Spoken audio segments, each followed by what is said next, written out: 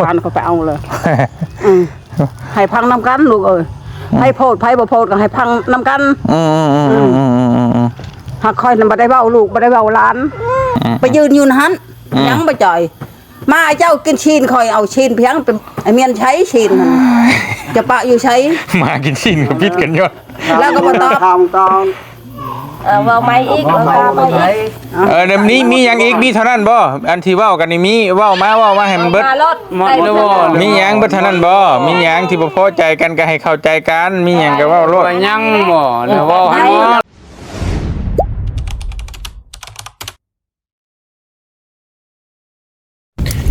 เอาพี่น้องกราบทักทายสบายดีพ่อแม่พี่น้องเบิดสุขุ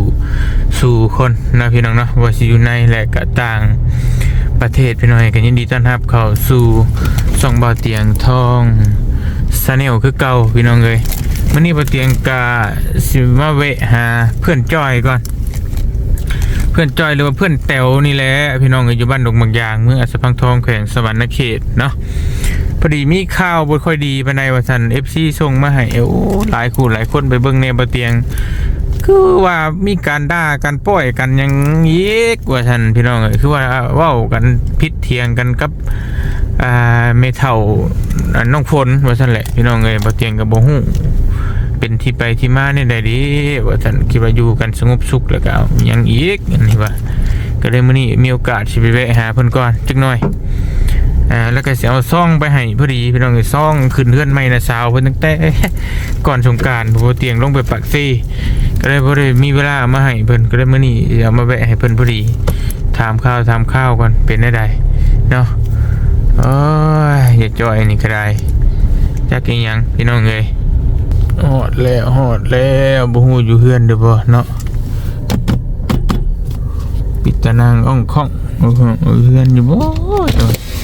ไปดินกลางบ้านแล้วจักด้วยจังใดไปพี่น้องเลยเนาะเข้าไปเยี่ยมพยายามถามข่าวก่อนเป็นยังไงอยู่เฮือนอยู่ซ่านอยู่บ่คิดว่าบ่อยู่เฮือนสมอยสมีอยู่โอ้ยพี่น้องเอ้ยว่าคำแท้น่าคำแล้วกังเว้นกับฮอนเดด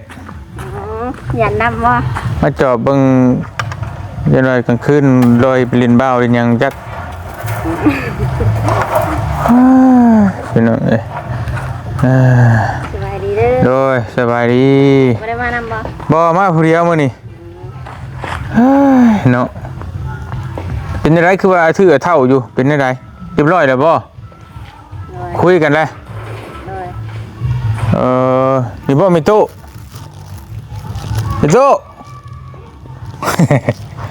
สบายดีคุยกันแล้วเรียบร้อยแล้วยังกันได้คุยจะเผาเมื่อได้ลูกก็พังกันเด้อพังมื้อใดเดี๋ยวนี้แหละพังเดี๋ยวนี้เขาไปเอาเท่าแกงให้โฮมแล้วเขาบอกเขาพานเขาไปเอาเลยให้พังน้ำกันลูกเอ้ยให้โพดไผ่บ่โพดก็ให้พังน้ำกันหากคอยนำบ่ได้เว้าลูกบ่ได้เว้าหลานมันด่าคอยนายพี่ปอบนายพี่พงเคยกินคนจะคนแล้วว่ะลูกเขาไม่ได้กินคนให้มันเจ้าพังเขาไปนำเอาแล้วนายโฮมก็ได้บ้านเขาไปนำเอาแล้วไผ่บ่โพดก็เรียกว่าอยู่นำกันถูกต้องเป็นเพียงคือพ่อมันนี่เด้คือว่ากันค่ำกันคืนแล้วบัดนี้ว่ากลางคืนนี่แหละมันเพิ่นสิมาอยู่บ่แหละเพิ่นกินเหล้ากินเบียร์แล้วจักก็บ่อื่นพุ่นเขาไปนำเอาแล้วมาให้ทากันลูกเอาโอ้ยเมื่อยดินี่หยังมันวุ่นวายจังวะคืออะไรทำไมมันวุ่นวายจังพวกเธอสักปีกกระทอดนี่ฮะทุกเราเร็วกันบ้านนี้มาเขามานั่งอยู่เพื่อนพี่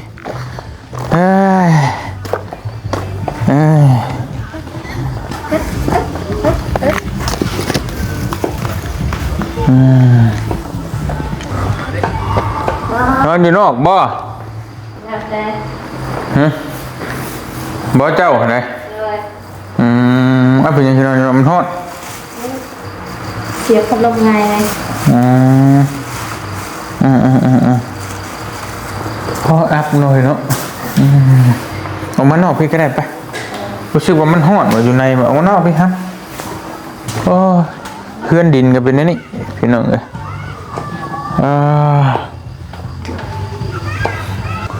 อย่านั่งต้องกินเลยเช่นไรโอ้กินไว้กินว่าแท้เอาอันนี้ช่องของเงินในชาวเจ้าแหละคอยมาว่าท่านฝากย้อนหลังให้เพิ่นนี่เป็นได้ไหมคือว่า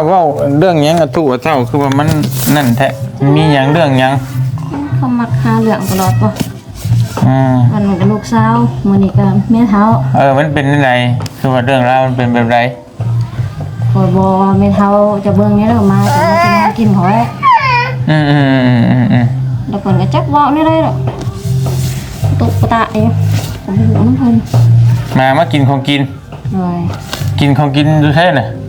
เอาไว้อยู่เฮือนมันก็เข้าได้บ่ใช่มาก็คือเก่งแท้ตัวใช่จะนั่งข้างนี้อยู่รุดเข่าโธ่ลึกแท้มากินของกินเจ้าเดี๋ยวก็คุยกันบ่านี่ใช่ขึ้นเชียงกันบ่านี่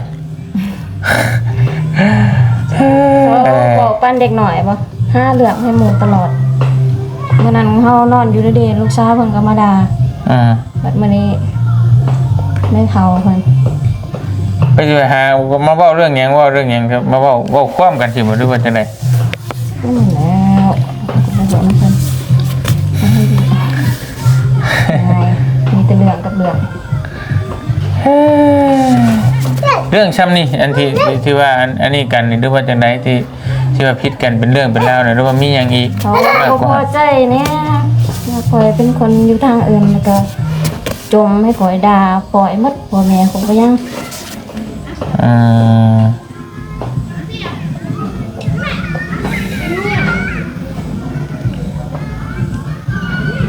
เมื่อเขามาด่าคอยบ่อยากอัดคลิปหรอกคอยบ่อยากวุ่นวายนำเขา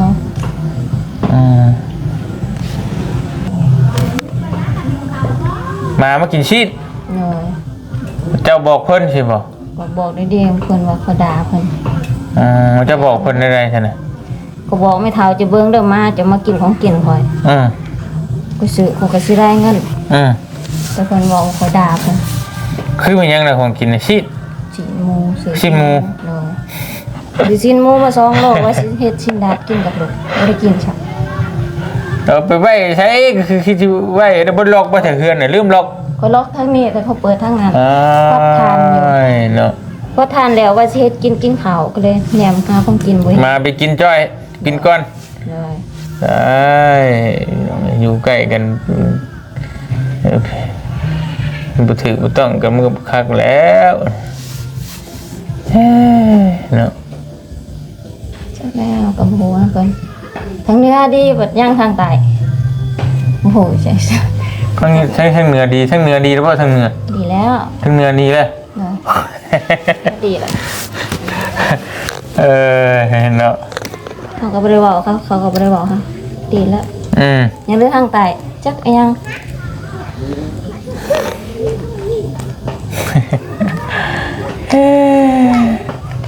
เขาบ่อยากเว้าเพราะว่าบ่เตียงบ่เฮาแบบให้อดทนแม่นอดทนเอาเขาคืออดทนนั่นดีที่เว้ากันเรื่องจังได๋ก็ยาเขาอยู่เหนื่อยนะแนวเว้ากันไปมันก็บ่มีหยังดีดอก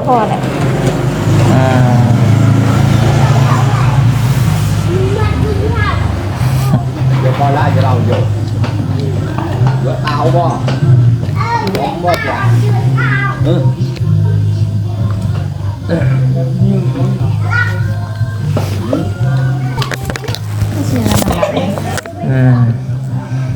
เขาบอกให้มันอายบ้านในเมืองสิว่ากันแล้วกันหาเงินง่ายจบการ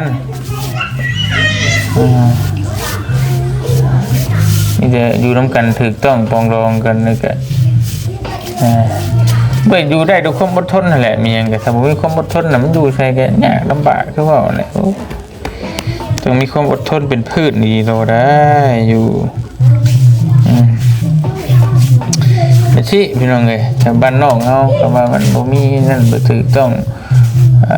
ปรองดองกันก็มีแต่หาผู้ใหญ่ผู้เฒ่มาเว้ากันบ่ได้ผิดบ่ถูกแล้วก็อบรมบอกสอนกันเว้ากันไปกันมาก็สิว่าแต่ผู้ใหญ่นะบ่เบิดนั่นก็มีแต่เว้าเรื่องเว้าความบ่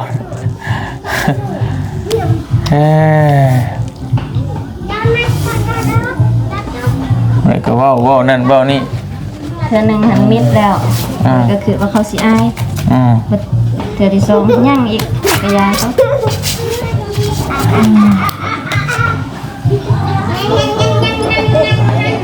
พาลูกพาเต้ากินข้าวกินน้ำแล้วมื้อนี้กินแล้วต้องมีบริ มื้อไผมาดินน้ำบ่มื้อนี้มีแต่คอยไปเล่นน้ำเขา มาดินน้ำไปวะ แล้วไปเล่นอยู่ทางบ้านหน้าพุ่นแหละไปเล่นกันค่ะ บริมาวานนี่บ่บริมาเข้าไฟ นี่ เรียบร้อยแล้วติวันนี้ก็คือสวิตไฟแน่ก็เลยไปเล่นพุ่นแล้วเฮ้ยยังก็ค่อยเว้าค่อยจากันนะมาแม่ปักละนั่งพี่อยู่เด้อที่จริงมันบ่มีหยังดอกพี่น้องมันเรื่องเฮาอีโก้ใส่กันนั่นแหละนั่นคือผู้นั้นเรื่องมันบ่ใหญ่บ่นั่นแต่ว่าก็เว้ากันไปกันมาก็พอดีผิดพลาดผิดกันเฮ็ดเรื่องน้อยให้เป็นเรื่องใหญ่ซื่อนั่งลงเฮ้ยนั่งลงอย่าดื้อนั่งลงหรอกอย่าดื้อนั่ง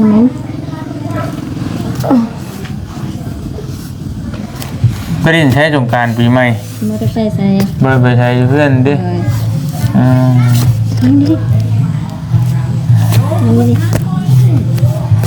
ได้ยินป้าบุญดอกบอกให้ฟังนี่ก็ได้ว่าแล้วก็ FC หลายคนก็คอมเมนต์มา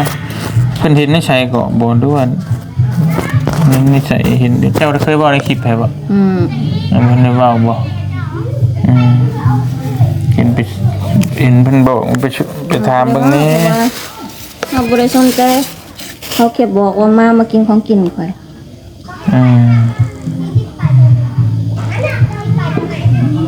แล้วมันอยู่น้ำกันเนาะพี่น้องอย่างนี้ปะเทียงกันปอกแป๊กบ้านนี้จังซี่นี่นะคันบ้านอื่นเขาบ่สนใจหรอกเรื่องเล็กน้อย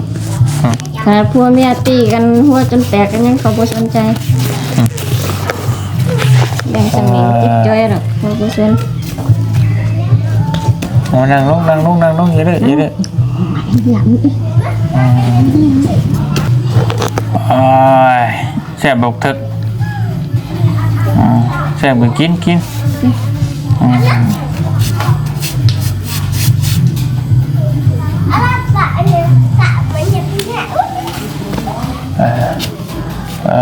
ห็นพี่น้องเห็ดเฮือนหากันแล้ววังใดนี่เดี๋ยวทัวร์บดีเรียบร้อยแล้วบัดนี้มาที่อยู่เย็นเป็นสุขยังมีแนวมาต้องมาแต่งอยู่ใกล้กันผิดกันก็บ่ถือกันมันก็บ่คักปานใดแล้วแทนที่อยู่ใกล้กันอยู่นำกันแล้วสิถูกต้องปรองดองกัน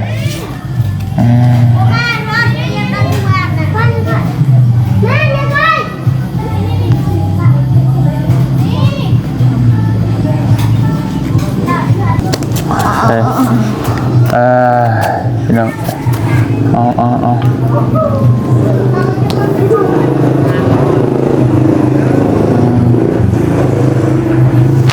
เว้าในนี้แล้วแบบไปเว้ากันใครหรอไปเพิ่นมาแล้วบ่มาแล้วเพิ่นนี่ไปก็ไปฟังนำกันไปมันสิเว้าหยังพี่น้องเลยไปจักน้ำคือกันแล้วหากมาก็ได้ไปฟังน้ำกันพี่น้องเลยสบายดีได้ช่างเด้อสบายดีปีใหม่ได้เจอกันแต่เฮิงอยู่ดีมีแห้งอยู่บ่จ้าเฮ็ดยังดินี่เฮ็ดนี่เลยเฮือนเขาเลยล่ะท่านมีความคืบหน้าบ่วัดเฮายังที่แล้วมื้อนี่ก็สิใช้อันนี้แหละต่อเพิ่นแล้วนั่นสิสร้างปูนมาให้ยังประมาณจักชอบซั่นน่ะ ปูนนั้นเทพื้น เทพื้นนั้นซื้อเมียนแล้วตัวบ่พอนี่ยังตัว ตัวก่อหั่นบ่ แม่นตัวเกาะบ่ตัวเกาะตัวชั้นเทิงนี่นะ อ๋อตัวนี้ ตัว ตัวน่ะ ตัวมันบ่พอนี่ซื้อเมียนแล้วมัน7-8 9ชอบนี่ก็ซื้อ โอเคยังชั้นตัวเทิงตัวบอลครูบาอยู่นี่แหละยังบ่พอบ ล็อกมีหรือบ่ดูท่านได้มีนี่ บอกมีมาแต่โรงเรียนนั่นแหละบอกมาแต่โรงเรียนน่ะ ก็เบิ่งก่อนเนาะบ่พอจังว่ากันเท่าใดก็จังว่ากัน อันนั้นสิเทตัวนี้แหละ ยังบ่ทันเท เทให้มันแล้วกัน ยังค่าปูนนั่นแหละยังบ่พอมันยังลายอยู่เลยต้นปลายพุ่นแล้ว ไปเข้าไปในผู้ใช้มาอันนั้นน่ะบ่มาใช้จอยเอ้ยมาแม่พอดีมาจังหวะพอดีเลยก็สิมาฟังน้ำบาดนี่นี่แหละ พากันว่าเว้าหยังกูตึกเว้าหยังตื้อเท่าอยู่เอ้ยว่าซะเฮ็ดเฮือนเฮ็ดชาติให้แล้วแล้วก็มีแนวเว้าแนวว่าอยู่ชาติเนาะเออ เดือนก็ได้อยู่แล้ว สิตามมันนั่นอยู่โคตรแล้วอันนี้ว่ะ เดือนอยู่ติดกันมันดอกเรื่องใช่ก็บ่ได้แล้ว ไม่แหละมันก็มีความอดทนเนาะกันนี่แหละ บ่ได้พนันใช้พนันมาแล้ว เอาล่ะคือปิดบ่ได้เจ้าอันนี้ก็ได้ นั่นในบ้านใจนำเลยโอ้ตายกะหากินไฟมันหา สบายดีตู้คำคือแก้เสียแก้เพข้างนี้สิฮ้อนบ่ มันหอด ใช่ไปนั่งไหมว่ากันอะไรมีหยังก็คุยกันผู้ใดยังไงก็ขอโทษขออภัยกันมันบ่ถูกบ่ต้องอะไรก็เว้ากันบ่ยากดอกอยู่นํกันเฮ้ยโอ้ย กันมันที่ต้องเลยก็บ่เป็นหยังดอก นางเด้เชิญแล้ว ลิ้นกับแขวก็ยังมีถูกันนี่อยู่ใกล้กันมันก็มีแน่แล้วเอามานั่งมาพี่มา มากินชิ้น เอาเริ่มต้นมา ใช้มาจะกินมาจะกินอักไปจักแล้วมาจักช่างมาคอยก็ว่าวันนี้ลูกเอ้ย เริ่มต้นมากินชีส กินชิ้นชิ้นยังแล้วไปจักมาคอยก็เด้ยันอยู่ใช้ไปจักเอ้าชินจะปะอยู่ใช้ใบจอยคอยก็จอมบันนี้ละจะปะอยู่ใช้ชินจะหันให้มากินมาเจ้าหันมาเป็นมาเพียงมาพีใช้มาคนคอยจะเบิ้งเขาอ่ะคอยบ่เคยเห็นลูกว่า โอ้ยเนาะ คอยไปใช้อันนั้นเด้อก็ไปใช้กำแพงเอาใช้เงินแม่จะบอกเงินพ่อจะบอกพ่อคอยตายแต่ปีไรแต่ก็ยังมันกดออกมาเขาไปจักขับพ่อคอยจักมันหัวมันเป็นหลงจักตีนมันเป็นขึ้นก็ยังไปจักลูกตอนหน้านี่บอกให้มันเว้าจักเถื่อบัดนี้ แต่หมอจอยบ่อีหลีบ่แบบนั้นฮะจอยด่าหมดเป็นผีปอบผีโพงว่าเขาเป็นผีปอบเขาเฮียนกินไผนะโอ้ยเห็นบ่เขากินคนถามมันว่าเขาเป็นผีปอบจะเป็นผีปอบนี่มันผิดกันเขาบ่มักเฮือนก็ได้เฮือนย้อนข่อยวันนี้มันก็เว้าลูกได้ย้อนไผบ่จักแล้วข่อยก็ได้สบายดีในบ้านสบายดีปีใหม่สบายดีจักได้ย้อนข่อยจักได้ย้อนเจ้าปีใหม่รู้ได้ดีนี่ได้เว้าเป็นเฮือนเจ้ากับเฮือนข่อยนี่ได้ย้อนข่อยเว้าจังแบบนี้ด่าข่อยจนหมดอันนั้นกายกว่าหันข่อยบ่ละงินลูกเอ้ยไปยืนอยู่นั้นยังบ่จ่อยมาเจ้ากินชีนข่อยเอาชีนเพียงเป็นไอ้เมียนใช้ชีนจะปะอยู่ใช้มากินชีนก็พิษกันยอดแล้วก็บ่ตอบว่าไม่อีกว่าไม่อีกเดี๋ยวนี้มีอย่างอีกมีเท่านั้นบ่อันที่เว้ากันนี่มีเว้ามาให้มันเบิดมีหยังเบิดเท่านั้นบ่มีหยังที่บ่พอใจกันก็ให้เข้าใจกันมีหยังก็เว้าโลดยังบ่แล้วว่าให้ว่าในใดอีกก็ว่าต่อทั้งอ้ายทั้งย่างประกาศเท่าแก่น้ำว่าเวลาเรื่องมูลเรื่องมาหรือว่าเรื่องไก่หันแบบมาให้ค่อยเลี้ยงมาหันเจ้าอย่าเลี้ยงเด้อมาเด้อว่ะเอาค่อยก็เลี้ยงเรื่อยๆมาเวลาไก่ก็ว่าเฮ็ดหัวคักบ่ก็ยังก็ไปได้เนาะมาก็เก่งเนาะเรื่อยเฮือนเจ้าโอ้ไก่ก็ขึ้นคนน่ะคือเก่งแท้ว่ะยันเข้าประตูนะเข้าประตูหัน ว้าว เอาเจ้าตีมาค่อยๆปรับไม้เจ้าได้จ่อย ใหญ่ทั้งได้มอยคนนี้บอกนี่มันก็เว้าลูกเอ้ยคันเงินคันมอยจะเป็นเงินคอยก็เอาเขาว่าคันบ่เป็นเงินแล้วคอยบ่เอาคอยก็เว้าเว้นนี้เลยว่าอันนี้มื้อนั้น เรื่องแบบนี้มันแบบเว้ายากเนาะ จะเคยบ่ บ่ต่างกันอันว่าเบ้เวลากินมาพริกไงนะแต่จะเฮ็ดได้นี่ ลูก นะ เอ้ยแต่คอยเกิดมาเว้ายังคอยบ่สิเว้าเพียงนี่คอยก็อยู่ผู้เดียวคอยมันเว้าก่อนมาผีอย่าเลี้ยงเด้อมาบัดนี้เด้อ คือสิเนี่ยเยอะตามคือสิหมดแล้วตามบัง หมดแล้วหมดเท่านี้แล้วคอยก็ได้ เบิดชำนั่นแต่ว่าคำว่าอันคือเจ้าบ่พอใจนะตัวว่าเจ้าเป็นผีปอบหันบ่ ออกพับรอบพ่อคอยตายก็มันก้นออกลูกเอ้ยเงินพ่อจะบ่เงินแม่จะบ่ มันก็บ่คักอันนั้นก็นี่ก็ยอมรับอยู่ว่าบ่คักถ้าว่าแบบนั้นนี่ดีแกแต่หมอจ้อยได้เว้าอยู่บ่แหละหมอจ้อยได้เว้าอยู่บ่ตัวนี้ตัวมาจะกินเสียนก่อน นี่หลายคนได้ยินอยู่แต่ว่าเพิ่นบ่นี่เราแต่ว่าอันนี้ลูกก็ฮู้ว่าเพิ่นว่าบ่ดีแต่ขนาดเรื่องไก่หันแต่ว่าลูกไปเอิ้นเพิ่นมาว่าเรื่องเพิ่นตีไก่น้องตายหันน้องไปเอิ้นเพิ่นมาแบบอยากเอาเฒ่าแก่มาเว้านำเพิ่นก็บ่ออกมาเพิ่นว่าบ่แม่นเรื่องของข่อยไผบอกให้มาถึงเจ้ากับไก่ถึงเจ้าข้ามาเฮือนข่อยถึงเจ้าก็เลี้ยงไว้ดีๆแหละข่อยปลูกผักข่อยก็อยากกินเพิ่นว่าอันนี้ก็ห้ามไก่บ่ได้เขาว่าออกมาเหมือนกันหันแต่ให้คิดเบิ่งว่าเพื่อนอยู่ติดกันบ้านนี้บ่ให้ไกลกันมาเขาไปหากันมันเป็นไปบ่ได้ บ่อันนี้เดี๋ยวสิเว้าให้ฟังตัวเรื่องตัวอันนี้นี่คือต่างคนกับต่างมันบ่พอใจกันดอกคือสมมุติว่ามีหยังมากินของเฮาก็บ่คักเนาะมันต้องอย่างให้อยู่แล้วเป็นธรรมดานี่แต่ว่าเรื่องความให้ก็ให้ดูในความพอดีบ่ให้เว้าเลยเถิดไปแต่เกินก็บ่คักก็ตัวนี้ก็มันก็บ่คักทั้งสองกำสองฝ่ายนั่นแหละตัวเรื่องตัวนี้ก็แม่นอยู่มันเว้ายากนะตัวนี้จักสิเฮ็ดได้เนาะอ้ายเนาะอ้ายว่าได้เสร็จเรื่องหมากับ รักษายากแล้วเพิ่นจะเลี้ยงมัน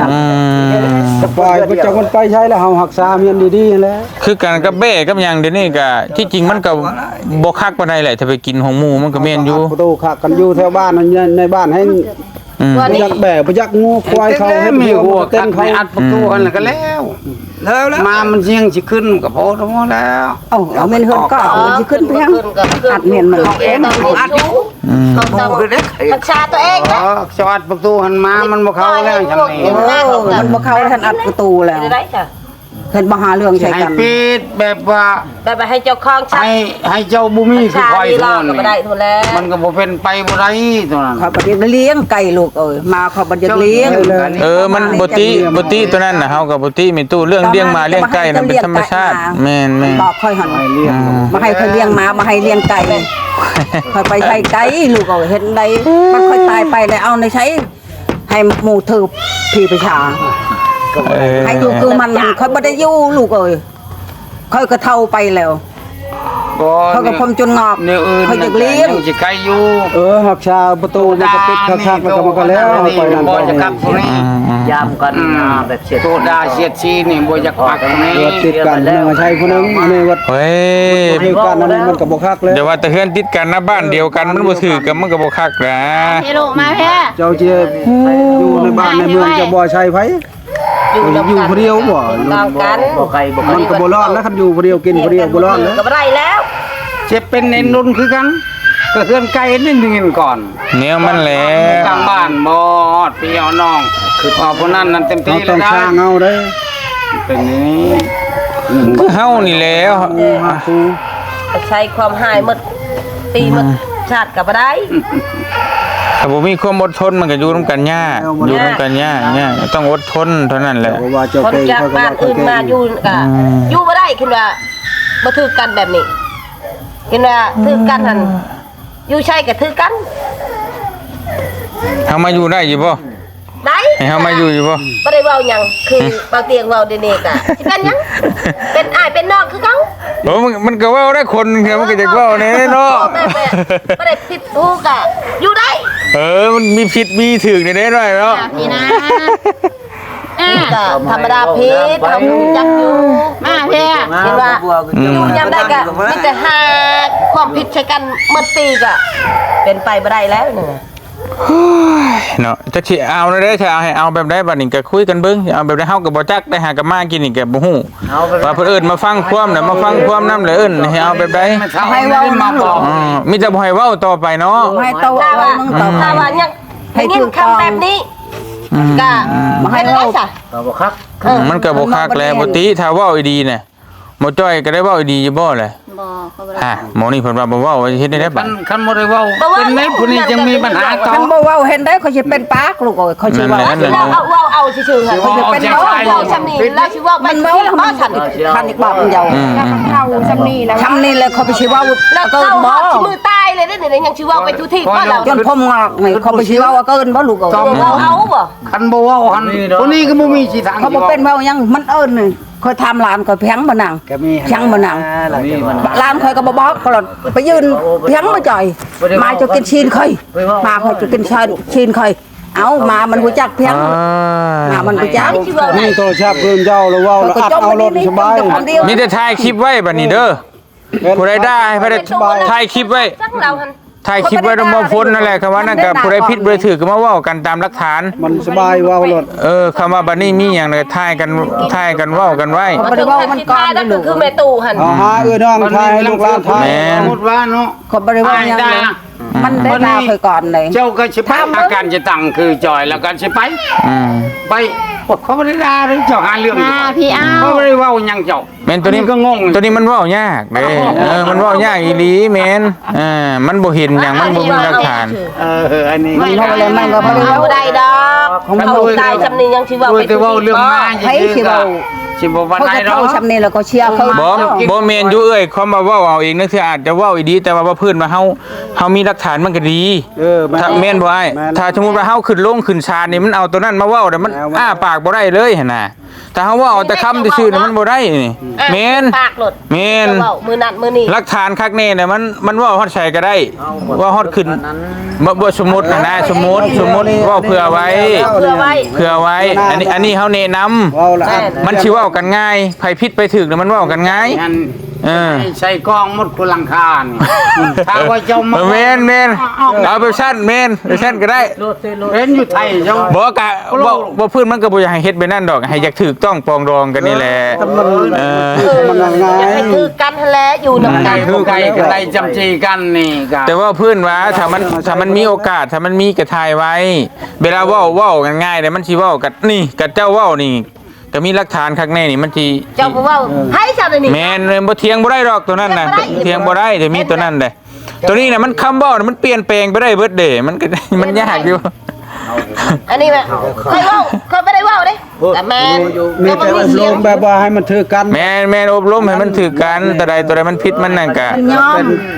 ตอนหน้านี่บ่ให้มัน ใคร เว้า เป็น นึง ยัง ลูก เป็นมากเรียนกับฮักษาแล้ว ให้มันยอมเล ฮักษาย ไปกับฮักษาแล้วแต่ฮักษายากแล้วเป็นไก่บ่เป็นมาบ่ไผสินำมันบ่ได้เลี้ยงได้ตัวนี้ได้ เพื่อนให้สำเนียง กันหมู่ควายแล้วแม่แล้วผูกเมียนอันนี้บ่ได้ผูกแล้วนี่จะ บ่ มัน ได้ ไป ปลู ซะ กในหักชาเองแหละ คันมันไปแล้วครบลูกหลานจำเป็นเฮาผูก ให้ไล่เอาตัวเองก็ผู้เจ้าของเครื่องอยู่เครื่องกินก็หักชาเอ ตี ง ก็ตีแต่มาแม่นว่าสิตีมาบ่ได้คนมันก็เจ้าของมันก็บ่ได้แล้ว พอนะเรื่องชนิดนี้มันเรื่องธรรมชาติเรื่องหมูมากาไก่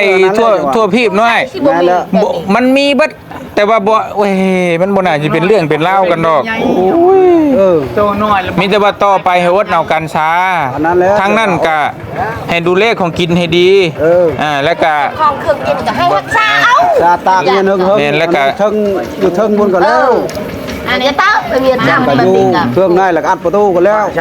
มาได้แม่ได้ อันประตูนี่ก็อัดคักๆแล้วก็มันก็เข้าบ่ได้ดอก มาเอา มันยอมบ่หรือในใด เป็นไงจอย ทำเบิ่งลูก มีแต่ว่า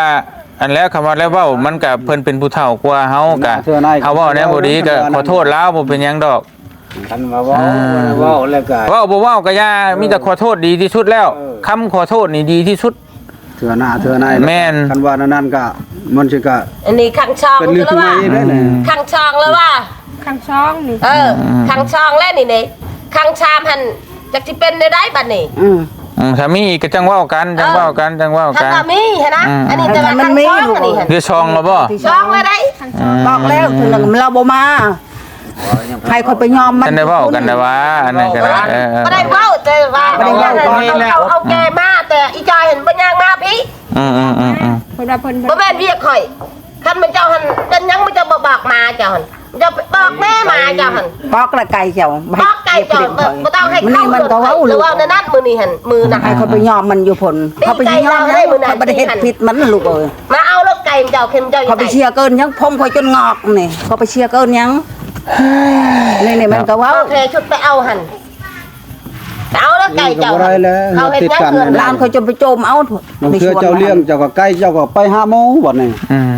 ทางช่อง บ่มักคือมันนั่นบ่ได้เลี้ยงไก่บ่ได้เลี้ยงหมาคอยบ่มักลูกเอ้ยคอยบ่เคยเลี้ยงแต่ใดๆมันหมา อยู่กลางบ้านพุ่นแฮงบ่เว้าแล้ว เองเชล มื้อนั้นมันบอกคอยเจ้าอย่าเลี้ยงหมาหั่นเลี้ยงให้เพียงหมาผี แม่เป็นอย่าง หมากินชีนคอย ในเรือเต้นเข้า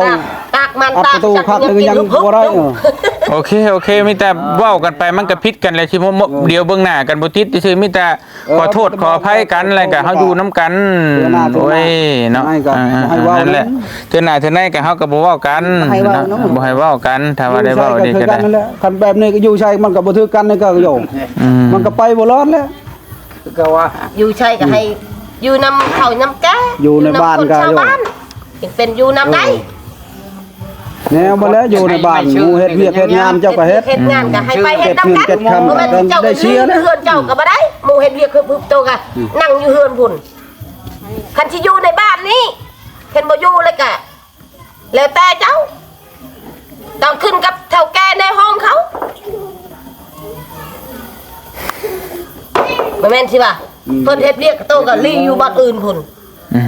บ่แม่นสิโมว่าโอ้ยใช้บังคับบ่แม่นบังคับโมเฮ็ดเวียกเฮ็ดงานก็เฮ็ดนำหมู่ เพิ่นเก็บลาก มันก็มีส่วนร่วมกันแล้วอยู่ในบ้านนั่นแหละ ร้านบ่สบายนี่ก็บอกว่าดึงน้อยบ่สบายบ่ได้ไปนี่ก็แล้วไปนี่ต้องบอกแล้วเวลาเวียกรวม เวียกรวมเวียกบ้านนั่นแหละ โอเคแล้วมีแต่ว่ากันมันดึกมันเดินมาโอเคแล้ว มันยอมแล้วบ่ เอาต้องกระถามนะอยู่ใกล้ๆหันไปตู้อยู่ใกล้กันลูกหลานกันบ่เว้าอันนั้นมีแต่ว่า ทำอย่าบ่จ่อย ยอมก็ยอมแต่ไม่ตั้งจังแชร์ได้เต้นก็ได้ ท่านได้มันเราให้ชื่อตาย ตรงนี้ฉนดพังรถลูกเอ้ย เฮ็ดได้หลายก็ ยอมกันยอมให้ชื่อชินแทนแล้วบัดนี้ ให้ชื่อชิ้นหมูแทน มันสิเป็นไปได้บ่แบบนี้ พาเบิ่งลูกเอ้ยให้เว้าก่อนเบิ่ง อย่าแล้วชิ้นหมูก็ชิ้นหมูก็ได้ได้ตอนนั้นจักโลชิ้นหมูน่ะ2 โลอย่าบ่อยากว่าค่อยโพสต์ลูกเอ้ยหักก็บ่ได้เว้าหยังค่อยก็อยู่เฉย ปานนั้นว่าบ่ได้เว้า บ้านนั้นยังทันได้เว้าว่า ถามเบิ่งให้ค่อยแทนชินหมู มัน แทนก็แทนคือได้บ่ เชื่อชีนแล้วก็มันต้องเว้าแล้วนี่ว่าบ่ได้เว้ากันมันต้องเว้านะ ก็เว้าเคยมันบ่เว้าหามันเว้ามันอำเมียนอยากบอกมันได้คาดอยากเว้ามันผิดกันชุดหน้าพุ่นมันสิเว้า เจ้า เขา ไปบอกนำเบาลี่คอยเลยลบคลิปออกหันเจ้าบ่ไปบอกหันคอยโพสต์แล้ว กันบ่นี่มันสิไปรอดบ่ คิดว่าเจ้าเว้า ให้แทนก็ได้เห็นว่าให้แทนก็คะแนนบ่ให้อยู่ใกล้นี่ฉันเอ้า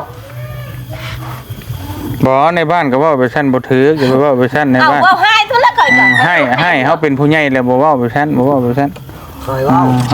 เฮาเผยแพร่ไปทั่วโลกได้มันบ่ถึกบ่ให้เว้าตัดกันไปนั้นเฮาเป็นในฐานะผู้ใหญ่เฮาก็เว้าไปตามผู้ใหญ่ ลงหาถือกันเว้าพื้นใช้นี่ก็ไล่อยู่ ใช่มันบ่ได้แล้วมาจักเฮ็ดได้ มันบ่ กับมัน ใช่ใช่ บ่ได้อยู่นํกันแล้วลูกเอ้ยให้ กั เขา น ชื่อ นั่นแล้วก็ชื่อว่าบ่ได้ ระวัง เจ้าใช้ค่อยๆใช้ กัน เจ้า เว้า ได้ ชั้นเลยชั้นนี่ เขาชื่อแทนก็ชื่อได้อยู่ดอก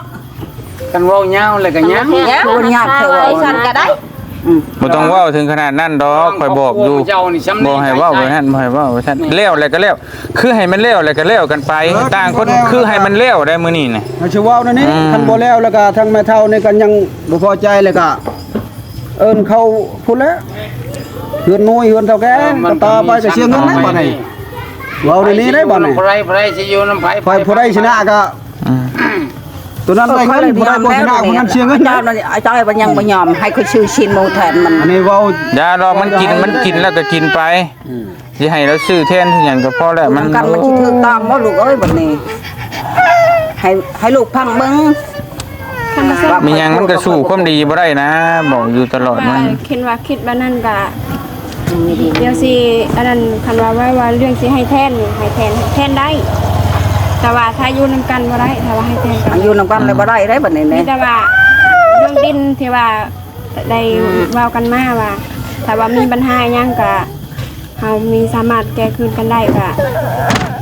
ถ้าได้อ่านชื่อดินนี่เฮาก็สิหามาคืนให้อ้ายแล้วก็เพื่อนเรานี่ก็อ้ายสิเฮ็ดจังได๋ก็แล้วแต่ บ่ไผเว้าไปเช่นตัวจะเว้าไปชั้นผลมันเว้าบ่ถูกตัวก็จะอ้ายบอกในต่างคนอย่าใจสั่นใส่กันให้ยาวต่อกันถ้าไปเว้าไปชั้นมันบ่ได้ซื้อคักแน่แล้วก็เฒ่าแก่ในโฮมมาเว้าคักแน่ที่ว่าเว้าผิดกันเอาดินคืนแบบนั้นบ่ได้ ช่องเครือให้มันเข้า บ่ได้มันให้เว้าไปชั้นมันบ่ได้คือต่างคนต่างเว้าชั้นใส่กันเดี๋ยวนี้มันบ่ได้อ้ายบอกอยู่ให้ยาวอดเอากันบ่แม่นมันยาวได้ตัวดินนี่ มืองัวเข้ามากินผักเพิ่นน้องก็เอิ้นบักทางที่ว่าบ่ได้เว้านำเพิ่นน้องก็แบบพยายามแบบอยากเว้าอยากหยังนำเพิ่นแต่ว่าเพิ่นก็บ่อันนี้บ่อยากปากน้ำน้องเอง ปากบ่ปากก็อย่าต่อไปถ้ามีอีกก็คืออ้ายเว้าหั่นอัดคลิปไว้เป็นหลักฐานผู้ใดผิดได้ถูกก็จังมาเว้ากันเพราะว่าเฮาเรื่องซำนี้ได้สิเอาเงินมาซื้อดินคืนมาไล่ดินคืนเนี่ยผู้ใหญ่ผู้ที่เบิ่งเฮาผู้ที่เพิ่นช่วยเหลือเฮาเพิ่นสิว่าได้บัดนี้มันก็บ่ได้เฮาไปเว้าแบบนั้นบ่ได้ ตัวนั้นนี่ตัวนี้มันก็หลายนะมายกบนอื่นมกบน บ่เว้ายาวอยู่ได้ให้จบมื้อนี้ก็คือทางนี้ถ้าได้เว้าร่วงเกินก็ขอโทษถ้าทางนี้มันกินแล้วก็บ่เป็นหยังมันผิดต่างคนละผิดเลยมัน เอาแล้วไอ้จ้อยมันเละ คันว่าได้เว้าล่วงเกินนี่ยังเพิ่นก็น้องก็ขอโทษขออภัยเพิ่นแบบบ่ให้มันมีเรื่อง ความจังไห้น่ะ ก็แล้วแม่ เรื่องความจังไห้น่ะเวลาไผจังไห้มันก็เว้าไปเนี่ยบ่ดีดอกบ่มีดอกสิว่าโดยเจ้าข่อยน่ะบ่มีจังไห้นะแม่นบ่ล่ะเข้าใจอันนี้อ้ายเข้าใจแต่ว่าเฮาต่างคนก็ต่างมึงมังใส่กันน่ะมันก็บ่มีหยังดีนะต่างคิดเห็นตอนดีๆอยู่นํกันตะกี้ให้คิดเห็นตอนนั้นมันบ่มีหยังที่ว่าผิดไปตลอดบ่มีหยังดีไปตลอดดอกมันผิดแล้วเฮาก็ขอโทษขออภัยกัน มันยอมแล้วก็ยาลูกเอ้ย ต่างคนต่างยอมกันว่า มีแต่ขอโทษอันนั้นก็ขอโทษแล้วจอยขอโทษแล้วแล้วก็ต่อหน้าที่บ่เว้าอีกแล้วก็ ให้เว้านึงต่อหน้าไป ต่อไปก็บ่ต้องเว้ากันแค่นั้นแหละ ต่างอยู่ได้ต่อไป ต่างคนต่างอยู่ เรื่องกันจังซี่ บัดนี้ก็ให้ต่างคนต่างอยู่ก็มีแต่ว่า ละคือกัน บ่ให้ผู้ใดไปเว้าให้ผู้นั้นก่อนบ่ให้ผู้นี้เว้านั่นก่อนก็อย่าเด้อบัดนี้เด้อ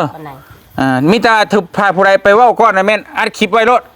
แม่นบักนั่นแหละผู้หาเรื่องก่อน ก็มันละ เฮาก็บ่ทันได้ว่าสมมุติว่าไผหาเรื่องก่อนนะอัดคลิปไว้เดี๋ยวแม่นจังเว้ากันให้เด็ดขาดบัดนี้น่ะเทื่อนี้ก็บ่เป็นหยังเว้าอนุโลมให้กันถูกต้องกัน บ่อยากปากนำกันก็ต่างคนต่าง แม่นเข้าใจอยู่แล้วนั่นน่ะต่างคนต่างหากิน ต่างไปมันแต่ว่า ทำมาแล้ว การอบรมเลยนี่ได้ แบบนี้ เดือนหน้าแล้วก็บ่ได้อบรมแล้วคันนั้นก็แม่นเอิ้นขึ้นเฮือนน้อยพุ่นแล้ว นี่มีแต่เว้าถ้ามันมีเรื่องน่ะมันก็บ่คักแล้วต้องเว้าคักว่านี่คือเว้าอะไรมันผิดกันตลอดมันก็บ่ดีปานใด เอามาแล้วอยู่ในบ้านในเมืองเฮาก็ใช้ มันหาเบิ่งหมู่ เฮาก็สิบ่เข้ามาอีกได้อบัดนี้ถ้าเป็นแบบนี้น่ะมันวุ่นวายแล้วก็บ่เข้ามาแล้วมันก็บ่มักปานใดแล้ว อายหมู่เด้เนาะ มันอายได้คือเว้าหั่นแหล้ว กูเป็นเฒ่าแก่นี่ก็คือกันแล้วจะน้อย เอาไปเอามามีแต่เว้าความโอ้ยจักไปหยัง มายังน้องนุ่งมามวนชื่น ก็มาลิ้นมาหัวมานั่นมันก็นั้น ไทยก็จนได้อยู่ละล่างแล้วก็ยังบ่เทือนแล้วแล้วก็หาช่องเรื่องไปนี่ก็โหมันก็บ่รอดแล้ว ขึ้นในเฮ็ดหืนจะว่าสลายบ่ได้ มีหยังก็พร้อมกันกินอยู่นะ ให้อยู่เลย ก็บอกมาตลอดนะว่าให้อดทนให้ใจเย็นๆมีหยังกะถ้าบ่มีความอดทนน่ะไปอยู่ไสก็บ่ได้ดอก อยู่ไสก็บ่ได้แล้วอยู่ใช้อยู่หรอก เอานี่ตานั่นก็ขอโทษเราเด้อขอโทษเราได้แล้วนี่ตาในนั้นเท่าไหนก็บ่ให้เว้ากัน ทางนั้นก็คือกันทางนี้คือกัน มีแต่คือคอยบอกนะผู้ใด เนี่ยบ้านนะ ไม่กับ มีหยัง ปลายนึงมันไหน ตีกองจุงเวียนดี มีแต่ผู้ใดมาอยากมาหาเรื่องเฮาได้ผู้ใดที่ถือไม้ค้อนเข้าหน้าเฮือนในถ่ายคลิปไว้โลด ตัวนั้นน่ะจังแม่นต่อไปน่ะถ้าเฮาบ่เฮ็ดหยังน่ะอยู่เนี่ยมันบ่มีไผนะ ชาวแล้วอย่าให้เลี้ยงกับเลี้ยงบ่ได้แล้วไปใช้ก็หาเลาะนับมันก็บ่ได้แล้วตัวนั้น เจ้ามีในอยู่ในกิน ธรรมชาติมันเอง นี่ก็ เจ้าก็อัดเมียนดี ตู้ ๆ เกิน ไป เจ้า ป ข้า ระ ง ตู ในไป ดี ลินไปยังแล้วก็ใช้กุญแจกลับอยู่ปูนนี่ก็แล้วไปยังสิ ๆมั เข้าน มี ไป ร ได้ ถเข้าแล้วก็เอาแป้นเอาหยังอัด อัดไว้อยู่เฮือนอยู่หยังเฮาก็ เข้าบ่ได้ดอก ล็อกไว้แล้วก็ใส่ตู้เย็นไว้บ่ได้ใส่ตู้เย็นบ่สิ มามันเข้ามา ว่าสิเฮ็ดกิน มันเว้ากันพอดีเว้ากันยากนะเรื่องน้อยๆนะมันน้อยหมากินชิ้นซื่อๆนี่นะเรื่องไปเอาค้อนไปทุบหัวกันมันใครอยู่สิเว้าฮอดนั่นน่ะมันพอดียาก ว่าบ่ให้มาเข้าเฮือนกับมันบ่ได้เล มั ย น ตัวนี้ มันบ่ได้มันจะยาก เข้าเฮือนนี่ ไปสิบอก ถ้าว่ามาไปครบเด็กน้อยก็เว้าอีกแบบนึงอันนั้นน่ะเว้าประเด็นนึง เราเตียงคุณอยู่บ้านโคคุณจะได้แคลกมาฮอดบ้านนงยางฉันเตียงมาฮอดพี่ทีนี้น่ะมาอยู่นี่รถก็ มันบอกบ่ได้แล้วบอก เพราะว่าเฮาวิว่าจะกระโครดต้องปักเชาะปักเชพุ่นได้นี่ อันนั้นเลยอย่าง ก็บอกผม เครียดไปไทยพุ่นนี่เอานั่นเด้อฮักเพลงกันบ่ต้องอันนั้นเด้อโอ้ยเนาะมาเห็นบัดนี้ก็บ่คักปานใดเฮาก็ได้ไม่มีหยังก็ให้มันยิ้มแย้มม่วนชื่นกัน มาเช่าแล้วแบบนี้ เช้าแล้วรับปากแล้วโอเคแล้วเช้าต่างคนต่างอยู่ต่างคนต่างอยู่ ต้องเว้าว่า ต่างคนต่างอยู่เด้อ เขาก็บอกว่าเขาไม่ได้ว่าก่อนมันหรอก บ่เป็นหยังมีแต่ว่าเฮาต่างคนต่างอยู่ให้มันถึงมันต้องกัน เป็นเดียวกันนั่นหรอก กินอีกบาทนี่ก็ ว่ากัน ที่ว่าได้ เล็กๆน้อยๆทำได้ก็ผิด มันเล็กๆน้อยๆมันบ่แม่นหยังดอกมันเครื่องเรื่องผู้ใหญ่ผู้เตมาเว้าน่ะมันเสียเวลานี่จะว่า โอ้เสียเวลาแล้ว ไปรับไปนอนอยู่กับครอบครัวเลย มันบ่งาน โอเคไปมา เราก็ได้ ไม่เฮาให้ถูกต้องกันนะมันอยู่ผิดกันนี่มันบ่มีความสุขหรอกโอ้ย กันไว้ เฮ็ดเฮือนเฮ็ดชานให้แล้วเดี๋ยวว่าสิมีความสุขความนั้นม่วนชื่นบัดสิผิดกันบ่คัก แต่ บ่ ใน คัก ตลาดนี่ก็เจ้าก็บ่มีค บ่ วาม คั สุ ก ข แล้วบ่คักอยู่ในบ้านในเมืองต้องใช้กัน ให้ไปเฮือนก็บ่ได้ ไว้บ่ได้ เอาในนั้นเด้อเฮาก็สิเมื่อได้มันดึกเลยบัดนี้เด้อมาผู้เดียวซ้ำย่านกันได้เฮาก็เด้อเมื่อเดียวบ่ เมื่อผู้เดียวนะสิเมื่อเป็นหมู่เฮาบ่ ไปจ้ะ มานั่น โอเคเด้อสบายดีเด้อน้องเด้อบ่มีหยังเด้อบัดนี้เด้อเอาฮักเพลงกันบ่ต้องอันนั้น ใช้ผู้ไปนำกันคือว่า อยู่ปากเช่ผู้ป้าเอาไว้อยู่ปากเช่เพิ่นลินสงกรานต์อยู่บ้านเกิดยังทันได้มาน้องเมฆพี่น้องเอ้ยกลับเด้อตู้เด้อสบายดีโอ้ฮ้อนเนาะม่วนอยู่บ่ลินสงกรานต์อยู่ทั้งนี้ฮะ ติดเงินมาลาย โอเคเอาเดี๋ยวจังว่ากันเรื่องวัดเรื่องว่าต่ออีกอันนั้นบ่จักมืออ้ายสิมากลับมาเฮ็ด โอเค มัน3มื้อแล้วจ้ะ โอเคเดี๋ยวเฮาสิจังมาว่ากันเนาะไปไปไปโอเคตกลงเมื่อก่อนบ้านนี้ค่ำแล้วพี่น้องเอ้ยโอ้ยไปพี่น้องเอ้ยบ่เตียงก็ขอตัวเดินทางกลับก่อนบ้านนี้เนาะก็นั่นแหละพี่น้องเอ้ยก็เว้าเรื่องมันยุ่มมันย่วยมากินชิ้นทั้งจะจอยแล้วก็ว่าจะจอยด่าแล้วก็บ่พอใจกันแล้วก็เว้าพิดเถียงกันก็บ่มีเรื่องใหญ่เรื่องโตหรอกแต่ว่าก็เว้ามันยุ่มมันย่วยจักสิเว้าได้บ่เตียงก็ได้เนาะแต่ว่าเข้าใจกันตกแตกแล้วบัดนี้เนาะพี่น้องเอ้ย อยู่พิษใกล้กันเด้อพิษกันจักก็เว้าเอาก็ได้บ่เตียงก็มาเว้ากับน้ำเพิ่นก็มาฟังน้ำเพิ่นแล้วบ่ฮู้เรื่องฮู้ราวหยังเพิ่นสิว่าได้พี่น้องเอ้ยโอเคตกแตกกันไปแล้วเด้อจอยเด้อกลับกันเด้อโดยสบายดีไปพักผ่อนซะบ่ต้องหาเรื่องกันบัดนี้เงียบไผเงียบมันเด้อไปพี่น้องเอ้ยเมื่อก่อนบ๊ายบายบาดนี้โอ้ยเนาะ